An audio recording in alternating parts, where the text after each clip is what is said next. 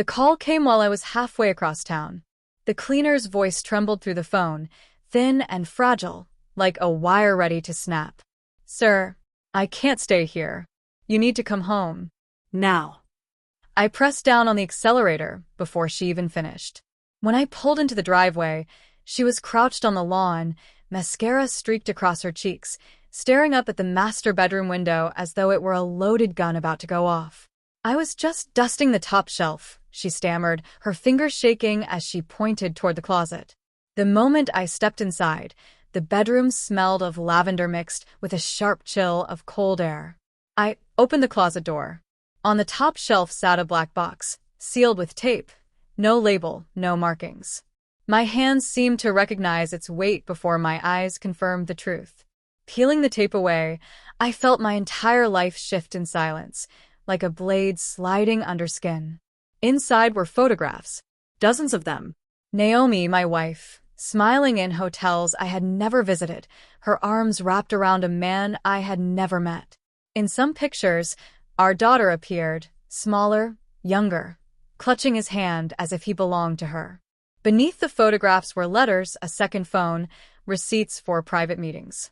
For a long, breathless moment, I could only stare, the images bleeding into each other, my heartbeat slowing into something steady, almost calm. No shouting, no tears, no collapse, just the cold recognition of a pattern.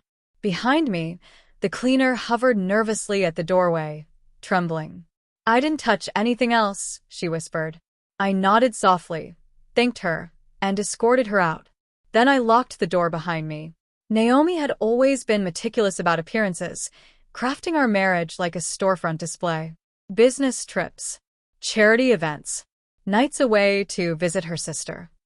She had built a life inside another life, and I, the fool, had tended it blindly, never noticing the weeds. That night began my quiet excavation. I dug through passwords on her laptop, bank statements hidden under coded names, GPS data from her car service app. The deeper I searched, the clearer it became. This wasn't simple betrayal. She was deliberately transferring our assets into a trust one had never signed, arranging flights booked under my name. And yet every morning, I wore the mask of routine. I poured her coffee, asked about her meetings, and she smiled back the way liars do, with too much gum and not enough eyes. Each night, I added to my grid of evidence. Dates, deposits, hotels. The man's name, some consultant drowning in debt, twice divorced. That black box had been her mistake. Too high for her to notice, just low enough for someone else to find. Or maybe she wanted me to find it. Maybe she thought it would break me in the right way. It didn't. It gave me clarity. 2 weeks later, the DNA results came back. The truth was colder than anything I'd uncovered. Our daughter, my anchor, my center, was not biologically mine. The number sat on the page like coordinates to a battlefield I had already crossed. I didn't confront Naomi that night. Instead, I arranged everything, photos, transfers, DNA results, into one clean folder.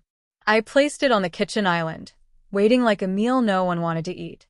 When she returned from her conference, I slid the folder toward her. She flipped it open. Her eyes darted.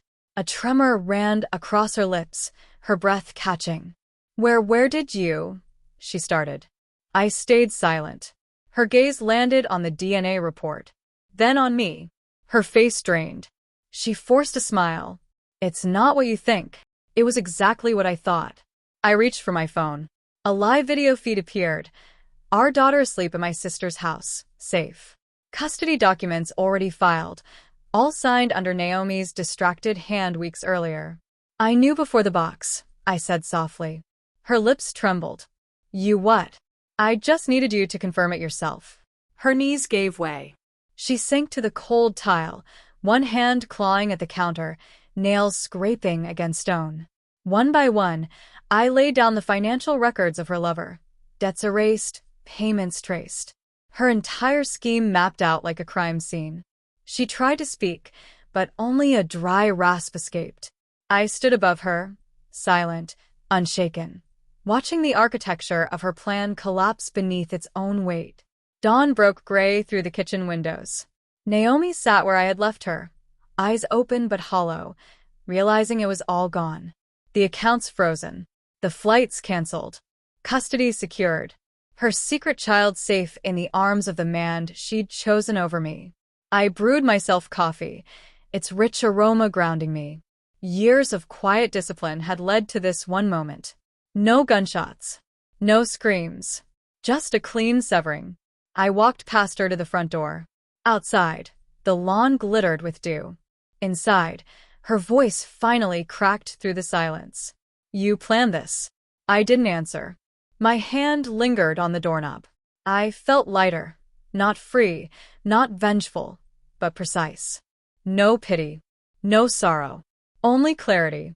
As I stepped into the cold air, I thought of that black box, how it had waited on the shelf like a fuse, and how, when it finally burned down, I hadn't exploded. I had simply cut the wire and walked away.